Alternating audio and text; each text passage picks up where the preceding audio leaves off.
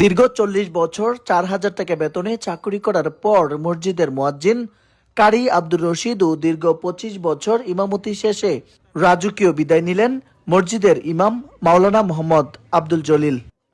বিদায় বেলায় ফুলের মালা, সংবর্ধনা ও নগদ অর্থ সম্মানী দিয়ে ফুল সজ্জিত গাড়িবহরে অবসরজনিত এই বিদায় দেয়া হয় খাগড়াছড়ির মানিকছড়ি উপজেলার বাটনাতলী বাজার কেন্দ্রীয় জামে মসজিদের ইমাম ও মুয়াজ্জিনকে।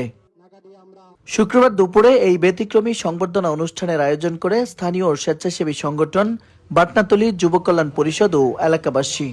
বাটনাতলী যুব কল্যাণ পরিষদের সভাপতি অ্যাডভোকেট রেজাউল ইসলামের সভাপতিত্বে ও প্রতিষ্ঠাতা সদস্য আব্দুল হামিদের সঞ্চালনায় আয়োজিত সংবর্ধনা অনুষ্ঠানে বক্তব্য রাখেন উপজেলা বিএনপির যুগ্ম আহ্বায়ক ও সাবেক ইউপি চেয়ারম্যান মোহাম্মদ আরব আলী। সংবর্ধিত অতিথি ইমাম মাওলানা আব্দুল জলিল আল কাদিরি, মুয়াজ্জিন আব্দুর রশিদ, বাটনাতলী যুব কল্যাণ পরিষদের প্রতিষ্ঠাতা সদস্য কাজী মোহাম্মদ জাকারিয়া হোসেন, ছাত্রনেতা ও শিক্ষানবিশ আইনজীবী শাহিনুর রহমান, অতিথি মোহাম্মদ শফিউল্লাহ, স্থানীয় মোহাম্মদ নাজিমউদ্দিন ও আবুল খায়ের সহ আরো অনেকেই। আলোচনা শেষে দেওয়া হয় গণসংবর্ধনা। পরে সুসজ্জিত গাড়ি বহরে বাড়ি পৌঁছে দেওয়া হয় বিদায়ী ইমাম ও মুয়াজ্জিনকে।